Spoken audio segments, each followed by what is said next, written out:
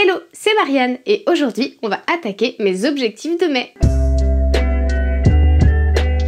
Comme à chaque fois pour ce format, je fais un petit récapitulatif pour expliquer ce qu'est le concept de cette vidéo. Donc dans ces vidéos objectifs, depuis le début de l'année, je me fixe tous les mois des objectifs à atteindre avant la fin du mois. Le fait de les poster comme ça sur internet, ça motive à aller jusqu'au bout du processus et d'ailleurs je vous invite à faire de même en commentaire ou de votre côté chez vous pour vous booster et voilà, vous donner envie d'accomplir des choses avant la fin du mois. Et à la fin de chaque mois, je fais une petite review de ces objectifs pour voir ce que j'ai réussi ou non, comment ça s'est passé, voilà, faire un genre de petit bilan. Et on va commencer sans plus attendre par mon premier objectif. En tout premier, j'avais noté que si j'avais reçu mon A7S avant la fin du mois, qu'il fallait que je fasse mon tout premier TikTok. Si vous avez vu mon précédent vlog, vous savez que donc mon tout premier TikTok est sorti. J'ai aussi sorti une vidéo équivalente qui dure un tout petit peu moins longtemps sur Reel sur Instagram. Donc c'est un TikTok un peu concept DIY, tuto, recettes, etc.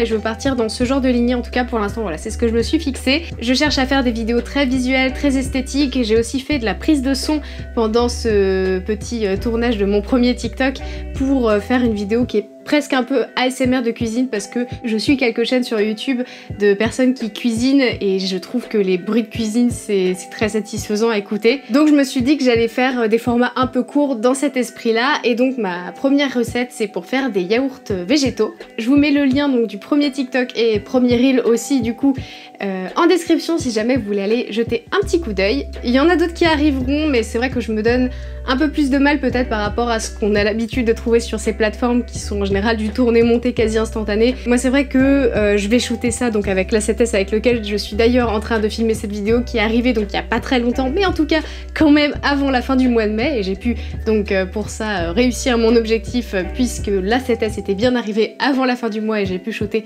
mon premier TikTok. Et donc après je vais monter ça sur mon ordinateur et pas sur mon téléphone parce que je trouve que c'est un petit peu anxiogène de faire du montage sur son téléphone, surtout quand on a l'habitude, comme c'est le cas pour moi, de monter sur un ordinateur. Je vais faire un petit peu d'After Effects, des masques, du titrage à la main, etc. Donc c'est une production quand même qui, même si elle est courte en termes de durée finale, je veux dire, elle prend quand même du temps à produire parce que j'ai envie de faire vraiment des jolies choses. Donc voilà, c'est tout ça pour dire que je vais pas en produire en chaîne parce que ça, c'est quand même du travail qui prend un petit peu de temps, mais il y en a d'autres qui arriveront, vous inquiétez pas. Mon deuxième objectif, c'était de lire 2 livres. Donc ce mois-ci, j'ai terminé 2 livres dont je vous ai déjà un petit peu parlé dans mes précédents vlogs. Le premier, c'était donc Comment se faire des amis de Dale Carnegie. La dernière fois que j'en avais parlé, je vous avais expliqué que j'avais pas non plus eu de grosses révélations par rapport à ce qui était dit et je trouvais que ce livre était plutôt là pour faire une petite piqûre de rappel sur comment ça fonctionne les relations entre humains tout simplement. Cet avis n'a pas changé avec la lecture et le fait que je termine ce livre.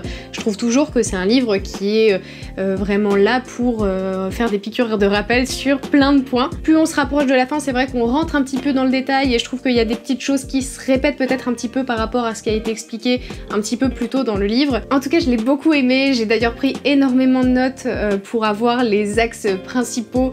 C'est vrai que la première partie, je l'ai un petit peu plus détaillée parce que je trouve que c'est là où il y a vraiment le cœur de l'information qu'il faut retenir. Plus on avance, plus on passe dans des détails un petit peu plus subtils, mais qui ont quand même leur importance également. Mais quoi qu'il arrive, c'est vraiment une lecture qui peut pas vous faire de mal, qui remet les pendules un petit peu à l'heure et je trouve qu'il aide vraiment. J'ai eu l'occasion d'expérimenter un petit peu ce que j'ai réappris, on va dire, avec ce livre, avec des nouvelles rencontres que j'ai faites récemment. Je sais pas si, je pourrais pas vous dire là en mode « Oh ça marche, ça a révolutionné ma vie », mais en tout cas ça a clairement modifié la façon dont peut-être je m'intéressais aux gens et la façon dont je m'adressais à eux. Maintenant je vois comment tourner la chose, déjà pour mieux assimiler certains éléments que les autres me disent. Par exemple un truc tout bête que je faisais avant quand je rencontrais quelqu'un, la personne me disait son prénom mais en fait j'étais tellement concentrée sur le fait que moi je devais dire mon prénom alors que je le connais très bien mon prénom, mais j'étais tellement concentrée sur la phrase que j'allais dire en réponse à cette personne que je n'écoutais pas ce qu'elle disait et du coup bah j'avais pas du tout retenu son prénom alors qu'elle venait de se présenter à moi. J'étais trop obnubilée par le fait que je devais dire derrière bah moi je m'appelle Marianne alors que bah voilà c'est débile, on sait comment on s'appelle et a priori c'est une phrase qui sort de manière assez naturelle. Et Dale Carnegie parle dans ce livre de l'importance de retenir le prénom de quelqu'un. Évidemment c'est une chose hyper importante pour montrer qu'on s'intéresse un minimum à la personne. Donc voilà, c'est vraiment ce genre de petites choses qui vont être reprécisées et il donne aussi quelques petites astuces par-ci par-là. Il y a une astuce qui m'avait beaucoup fait rire parce que c'est un livre qui a été écrit quand même il y a un petit moment, donc il y a des astuces qui sont un petit peu d'époque, genre si on a quelqu'un qui a une mémoire qui n'est pas au top de sa forme et qu'on a du mal à retenir les choses pour l'histoire du prénom encore une fois. Il écrit que si on sait qu'on va oublier le prénom pas très longtemps après, que dès qu'on a un petit instant, qu'on sorte notre calepin, qu'on garde toujours avec nous et qu'on écrive de manière manuscrite le prénom de la personne qu'on vient de rencontrer pour être sûr de s'en rappeler et pour avoir une anti-sèche au cas où pour plus tard. Et c'est marrant parce que aujourd'hui on se trimballe plus avec un calepin, on a un téléphone portable et c'est plutôt cette option là a priori qu'on va choisir, mais voilà, je trouve que le décalage est plutôt marrant. Le deuxième livre que j'ai terminé et dont j'ai parlé d'ailleurs un petit peu dans mon précédent vlog, c'est Kilomètre Zéro de Maud Ankawa. Donc je suis allée jusqu'au bout de ce livre que ma soeur m'avait offert pour mon anniversaire et j'ai adoré. C'est vraiment un livre qui fait du bien, qui aide à ouvrir un petit peu notre esprit sur certaines choses où on peut peut-être être des fois un petit peu borné. C'est effectivement un livre quand même de développement personnel mais avec une notion de voyage qui est quand même sympathique en ce moment. Et ce que j'ai particulièrement apprécié dans ce livre, entre autres parce que c'est un livre qui est très récent, c'est que du coup on retrouve vraiment le schéma d'une jeune femme active qui travaille, qui a un poste à haute responsabilité dans une grosse boîte et qui se retrouve un petit peu contrainte à cause de son amie à aller parcourir le Népal pour récupérer un document important pour elle parce qu'elle ne peut pas. Bref, et elle se retrouve à faire une expérience spirituelle hyper intense, elle découvre plein de choses sur sa vie, elle prend du recul sur plein de choses et c'est hyper facile je trouve de s'identifier à cette personne parce qu'elle représente vraiment une femme active du 21e siècle. La première partie elle est plus dans un esprit de découverte et la seconde partie elle part un petit peu plus loin dans ce côté spirituel, découverte de soi, etc. Donc c'est effectivement un livre qui est quand même très orienté développement personnel mais qui fait voyager aussi. Pour terminer, je dirais que ce livre c'est vraiment un livre qui fait du bien, qui apaise l'esprit, donc si vous avez besoin de ça, je vous recommande vivement ce livre qui moi en tout cas m'a fait énormément de bien. Mon troisième objectif c'était de ne pas dépasser les 15 minutes par jour sur Instagram. Ah c'est compliqué. J'ai pas du tout réussi cet objectif pour être parfaitement transparente avec vous. J'avais essayé de mettre sur mon téléphone un limiteur, je crois que j'en avais déjà parlé dans une précédente vidéo objectif, et je m'étais mis un limiteur en journée.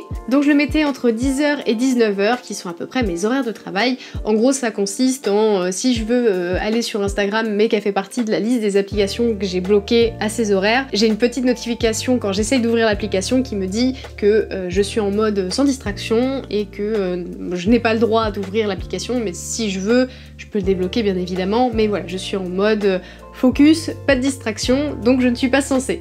Donc j'avais mis ces horaires là, sauf que je me suis retrouvée à faire quelques fois oh allez vas-y, mets-moi 5 minutes et du coup passer quelques minutes dessus. Sauf qu'en fait je me suis rendu compte à la fin du mois que mon objectif n'avait pas été rempli. Entre autres parce que en fait le moment où je passe le plus de temps sur les réseaux sociaux c'est soit le matin quand je prends mon café, des fois je vais aller sur les réseaux sociaux et je vais scroller sur Instagram. Et souvent aussi le soir après manger, c'est toujours une mauvaise habitude que j'aime et j'ai tendance à traîner aussi sur les réseaux. Donc il y a une abonnée qui m'a parlé en commentaire qu'elle s'était mis elle un limiteur plus dans les horaires post-travail. Donc par exemple le soir, mettre un limiteur qui commence, après ça dépend de vos routines, hein, mais d'en mettre un qui commence à 21h et qui se termine le matin à 9h. Le temps que les routines du soir ou du matin soient faites et seulement après en fait vous pouvez avoir un accès à votre téléphone et c'est vrai que c'est des moments en général par exemple je vais être en train de me brosser les dents et pour passer le temps et en plus c'est pas terrible parce que je fais deux choses en même temps donc je suis pas très concentrée sur mon brossage de dents mais je vais prendre mon téléphone. Alors là du coup le fait de faire ces horaires je suis en train de tester du coup parce que le mois de juin a déjà commencé au moment où je filme cette vidéo donc je suis en train de tester un petit peu cette nouvelle méthode, on verra. Je pense que 15 minutes c'est un petit peu ambitieux parce que là actuellement je suis sur une moyenne de entre 30 minutes et 1 heure en fonction des jours, ce qui est abusé, je suis bien d'accord avec vous, mais peut-être que le fait d'avoir ce genre d'horaire, donc un limiteur entre 21h le soir et 9h le matin par exemple,